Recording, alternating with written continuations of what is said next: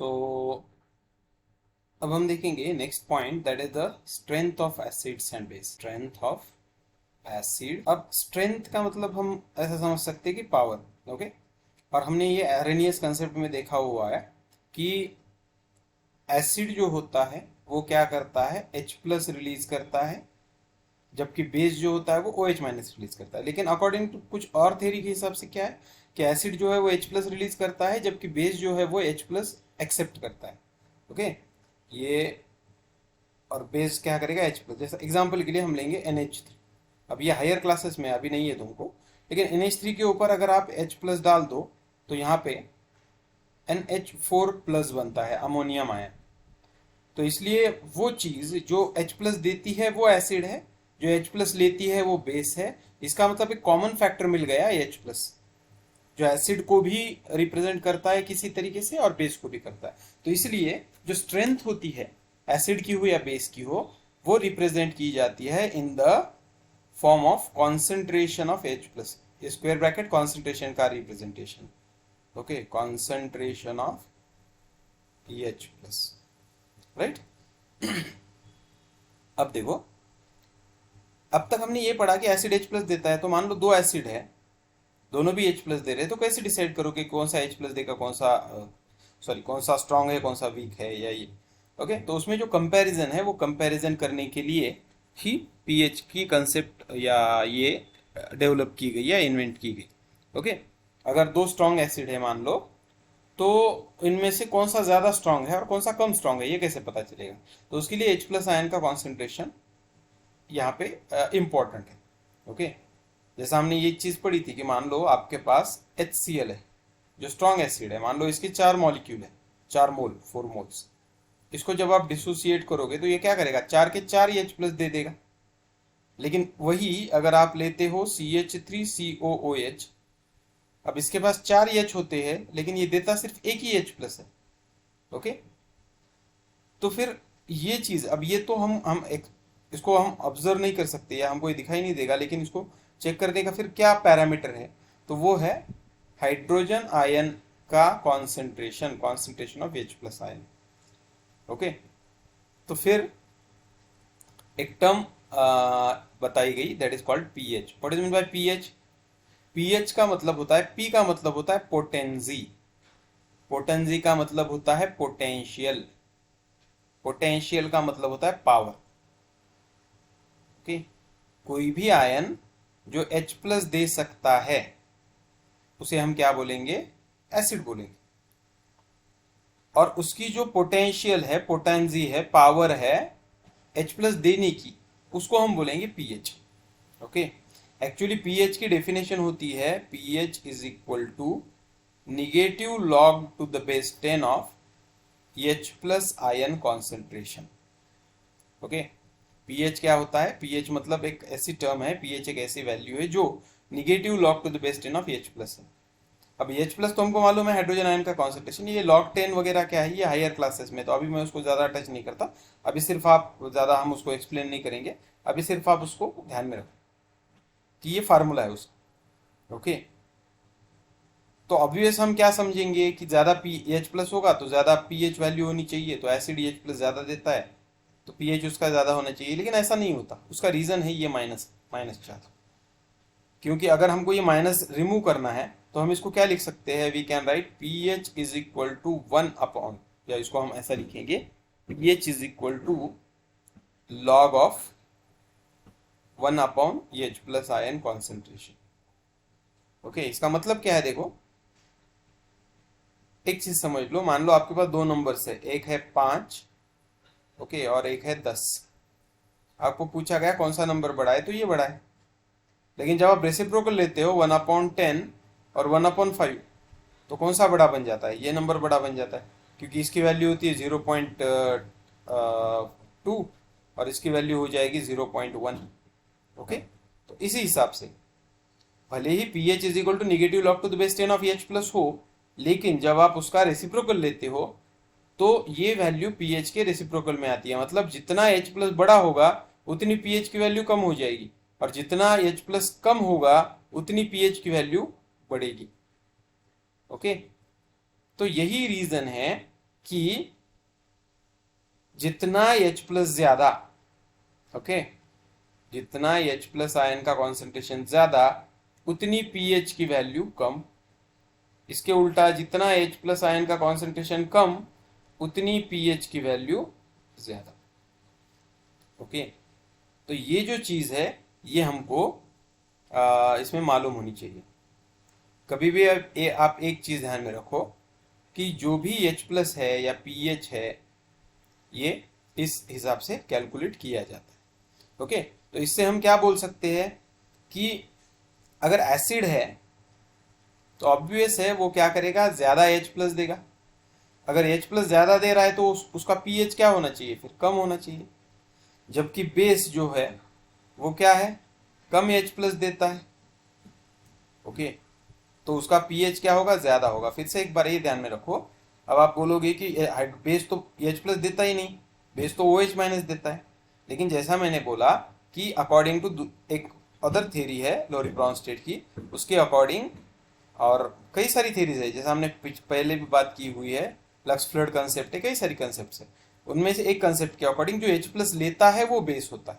Okay, तो इसलिए जो H प्लस देता है वो एसिड जो ज्यादा देगा उसका pH कम होगा, जबकि बेस में pH क्या होगा, ज्यादा होगा। देखो, हम pH स्केल के बारे में अब बात करेंगे। pH स्केल एक स्केल होती है जिसकी रेंज होती है 0 to 14। ओके, ये 0 है, ये 14 है, तो सेंटर में यहाँ पे आएगा 7। ओके, अब देखो इसमें ये जो रेंज है 0 to 7 ये एसिड की रेंज होती है, जबकि 7 to 14 क्या होता है, बेस होता है। ओके, तो हम यहाँ पे लिख सकते हैं एसिड की रेंज होगी। ओके, तो अब हम यहाँ पे देखेंगे कि एसिड की रेंज होती है 0 to 7।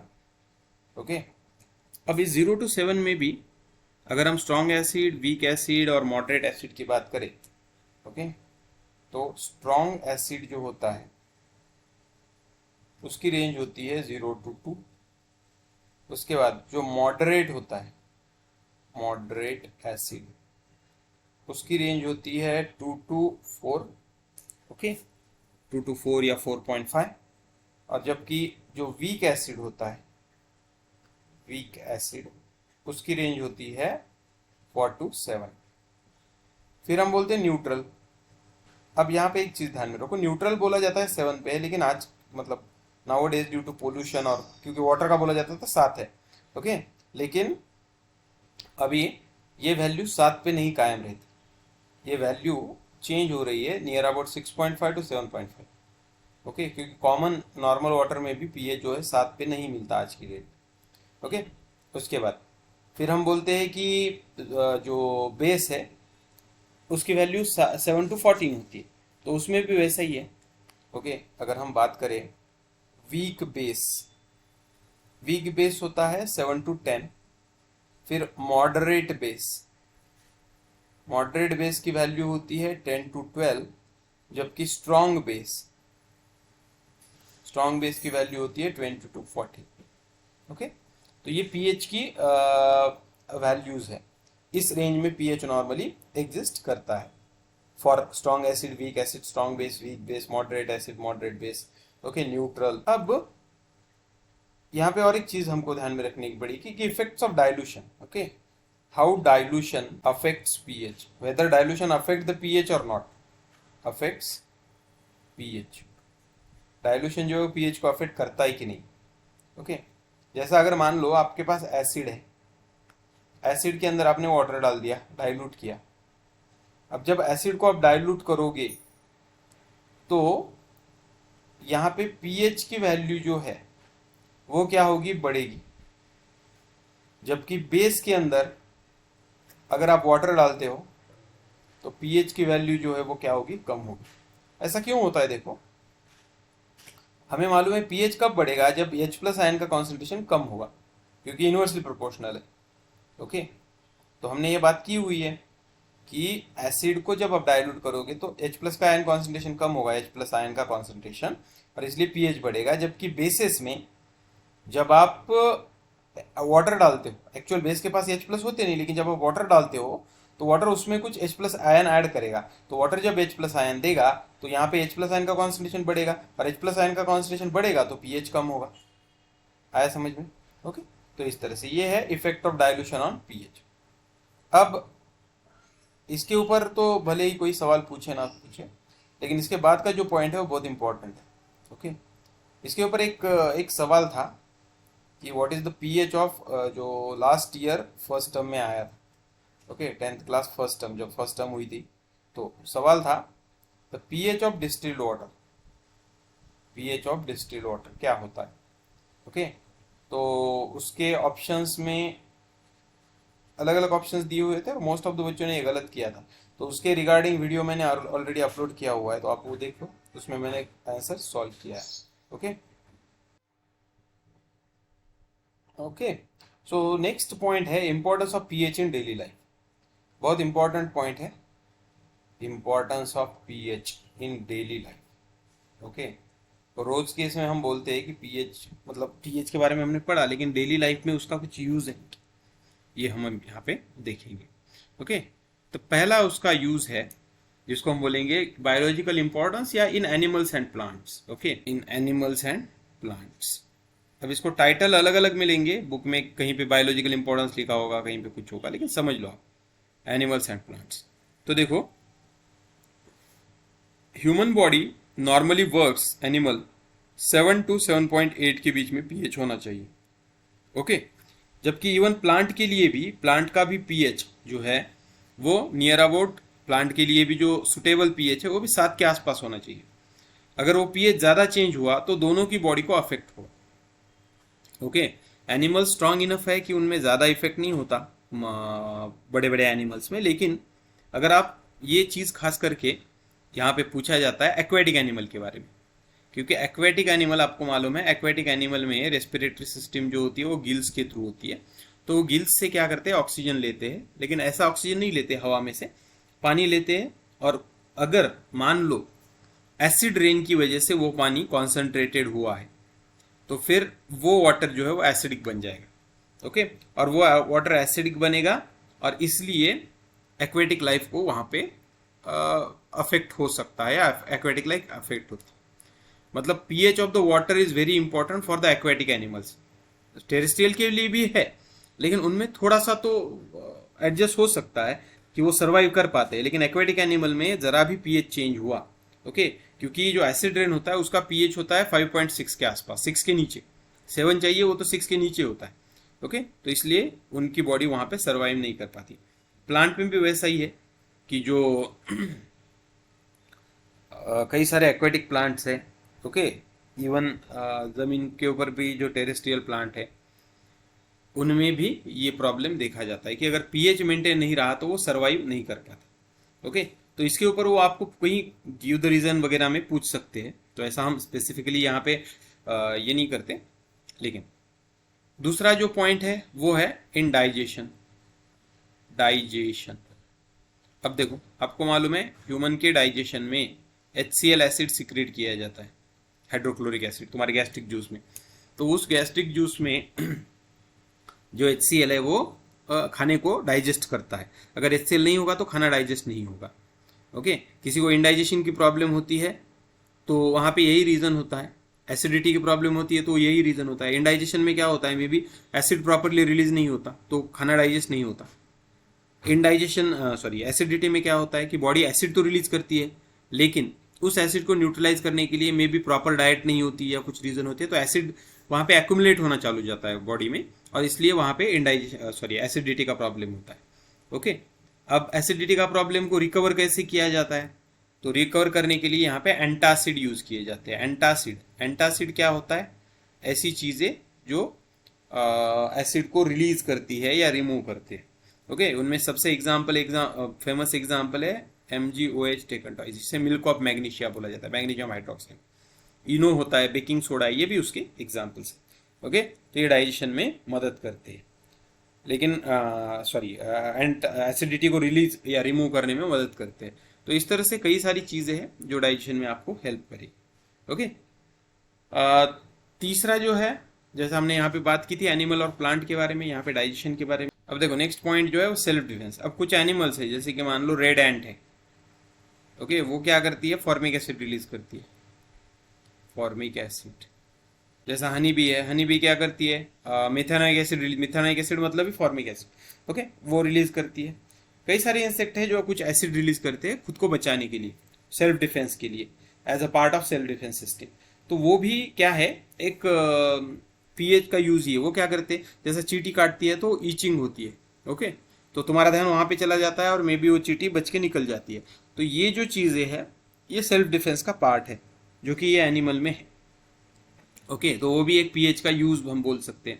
उसके बाद डेयरीज, ओके, डेयरीज में जो मिल्क होता है, मिल्क की टेस्ट कैसी है, स्वीट होती है, लेकिन जब उसको सोर बनाया जाता है तो उससे आप बटर चीज वगैरह चीजें बना सकते हो, ओके, तो ये भी हमको वहां पे ध्यान में रखना पड़ेगा। और एक सबसे इंपॉर्टेंट जो चीज है वो है डेयरीज में आप ध्यान में रखो, उसका पीएच जो है ना वो कम किया जाता है, मतलब उसको एसिडिक रेंज में लाया जाता है, उसको 6.5 से नीचे लाया जाता है और उसको फिर यूज किया जाता है, ओके। और लास्ट पॉइंट जो बहुत इंपॉर्टेंट है वो तो टूथ डिके, ओके, जो दांत है वो दांत खराब होना। ऐसा क्यों होता है, क्योंकि आपको मालूम है कि जो डाइजेशन है वो सलाइवा से, मतलब it's digestion starts in your mouth itself, okay, तो जो खाना खाते हो उसको डाइजेस्ट करना मुंह से ही चालू हो जाता है, तो एसिड वहां पे रिलीज होता है। तो एसिड अगर मुंह में रह जाए तो वो दांतों को खराब करना शुरू करता है। यहाँ पे एक इंपॉर्टेंट चीज है कि जो टिथ का स्ट्रक्चर होता है, ओके, देखो ये टिथ है कुछ इस तरह का, ओके, तो ये टिथ के ऊपर एक कवरिंग होती है जिसको इनेमल बोला जाता है।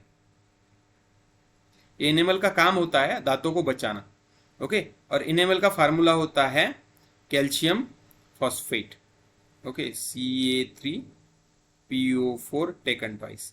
ये टूथ इनेमल है। ये टूथ इनेमल हार्डेस्ट मटेरियल है ह्यूमन बॉडी में जो पाया जाता है, लेकिन फिर भी एसिड इसको डिकम्पोज करने लगता है धीरे धीरे, और वो फिर टीथ को अंदर से डैमेज करने का, ओके, तो इसलिए टूथ इनेमल कैल्शियम फॉस्फेट ये ध्यान में रखो, कई बार एमसीक्यू में ये पूछा हुआ है, ओके। और ये जो प्रोसेस है टूथ इनेमल को ये करने की, डिग्रेड करने की, उस प्रोसेस को बोला जाता है demineralisation, okay. This process of ionisation of the tooth enamel is called as a demineralisation. तो ये चीज आप ध्यान में रखो। तो ये भी एक डेली यूज ऑफ पीएच है, या importance of pH in daily life, okay. So I hope यहाँ तक की चीजें आपको समझ में आई होंगी।